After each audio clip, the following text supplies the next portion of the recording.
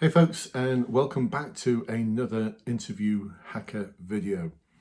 Now, we're going to go across the pond today, all the way to the United States of America, to one of my contacts who wants to join the United States Navy as an officer. I mean, how awesome is that? So one of the questions that they are going to be asked, because the United States Navy even gives them a list of questions that you're going to be asked. I mean, how amazing is that? We don't even have to hack the job description because they're already saying these are the questions that you're going to be asked. Wouldn't it be great if all employers did that? If all organizations did that? Anyway, one of the big questions right at the very beginning of that long list is, why specifically are you interested in being an officer in the US Navy? And if you're unsuccessful, would you consider joining as an enlisted person? So my contact actually provided me with a video of what they intend to say. And I'm so pleased that they have, because this just wouldn't work. I know it might sound harsh. So I know you might be watching this and it's going to sound harsh, but I want you to succeed, which means I do not want you to go into the interview using what I'm about to talk about now. And it's okay, it's not going to identify you in any shape or form whatsoever. And the reason being is it's very vague and it's very, very cliched.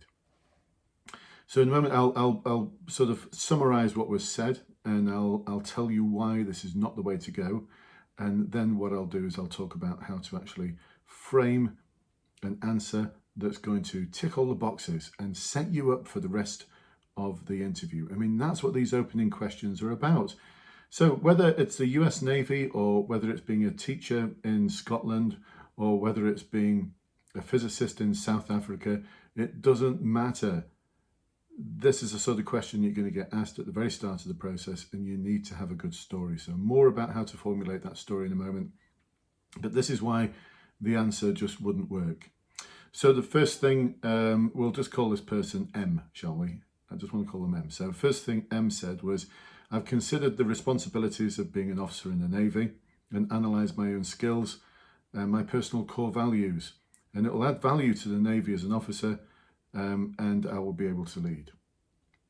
Now, this doesn't tell me anything at all. All it says is, I think I've got the same values as you, and guess what? I think I'll be able to lead.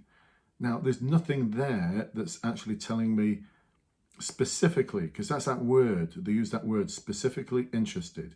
It's not telling me anything at all. Next part, I want to step up and sort problems out, and I want to motivate and lead. No, I actually motivate and lead people well. Now, the problem with this is these are just big claims of what you're capable of doing, and it's not supported by any evidence whatsoever, which is what they'll be looking for. Next part, looking for a greater sense of purpose, aren't we all? So I'm not being flippant here, but that's what we're looking for. But why? Why are you looking for a greater sense of purpose? What's motivating you to do that? And then a little bit of a description about what you're actually doing at the moment, which is fine. It's part of the story. I'm in a good job, stable position. Financially, I'm okay. This is the line that would really, really switch me off if I was an interviewer. I don't really need to become an officer in the Royal Navy, in the US Navy. I don't really need to become an officer in the Navy. And I think what the M was referring to is I'm financially stable.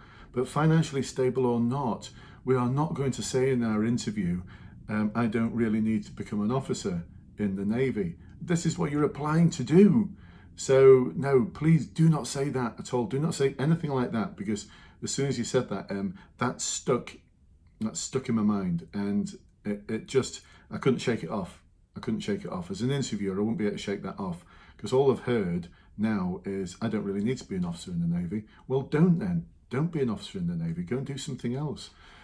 And then something about making a difference and self-worth and value. Again, just cliches.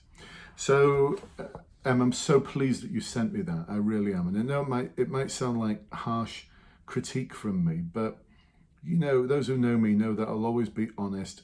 And there's no point in beating around the bush here. There's no point in saying, oh, I think it might work. It just needs tidying up a little bit.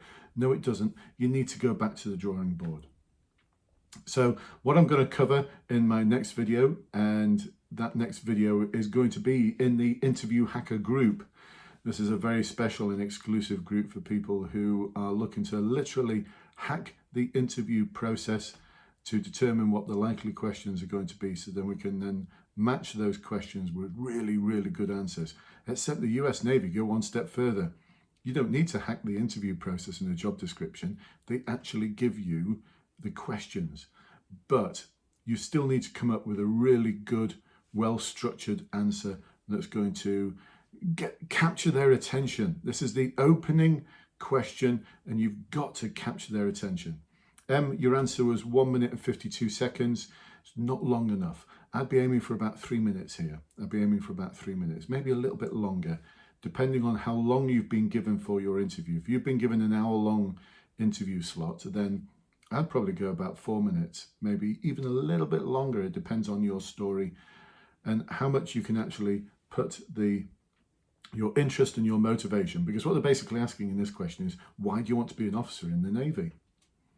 The latter part, would you consider being interested in being an enlisted in the Navy? I'm not quite sure how they phrase that in the US Navy. You didn't even address that bit.